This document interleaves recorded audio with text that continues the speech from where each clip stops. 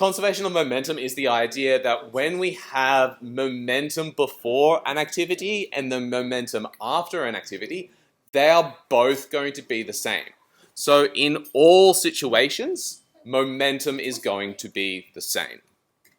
We can say that the sum of the momentum initial is going to be equal to the sum of the momentum final.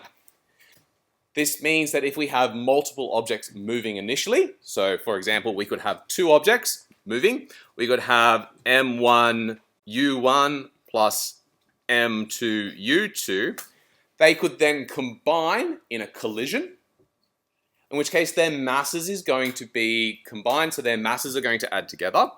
So we're going to have m1 plus m2 times by its final velocity, so v as our final velocity. We could also have an object that is going to collide with something else. So we're going to have just one object moving. We're going to have m1 u1, and it's going to collide with another object before they bounce off or go in different directions. So this could then become m1 v1 plus m2 v2.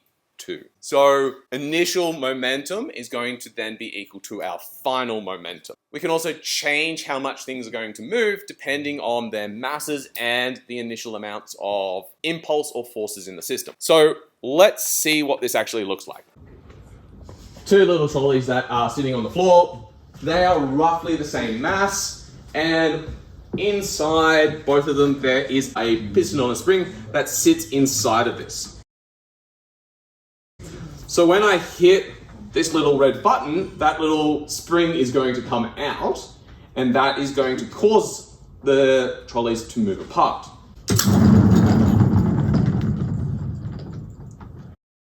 And seeing that we put it right in the middle, the distance that it traveled is approximately the same, right? So this one's moved over about 76 centimeters, and this one is actually about the same. Wow.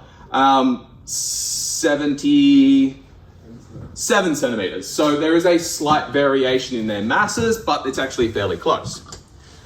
From there, I can reset it, put that one back in,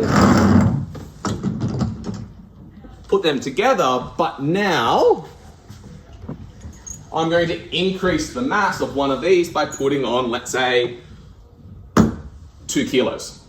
So 2 kilos is now on one of them. This one over here has a significantly larger amount of mass on it. If they were the same mass, they travel roughly the same distance. What do you reckon is going to happen with this one now? It's going to travel less. It's going to travel less, right?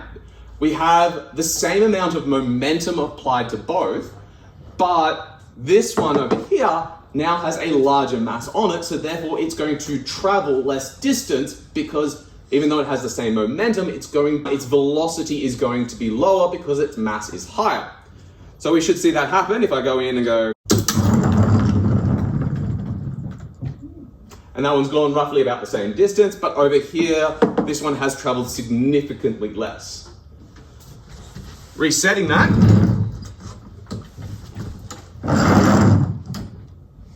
I can move the mass onto the other side. And the same thing's should appear. That one went not straight, which is great. But over here, we've traveled a significantly less distance involved as well. I could make them both travel a lot less because the momentum is going to be the same. If I just add another kilo onto our second trolley, it should travel significantly less in distance.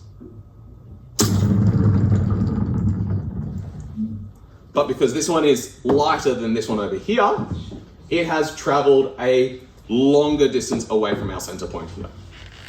So this is the idea of conservation of momentum. I'm applying the same force to both of these objects. They're both moving in opposite directions. So which way is their velocity vectors pointing? Opposite directions. So what is my initial amount of momentum? 0. So I have no initial momentum. The components were stationary. They moved apart. They either moved apart the same distance, but as I changed their masses, their distances traveled on either side change depending on how much mass was going to be sitting on it.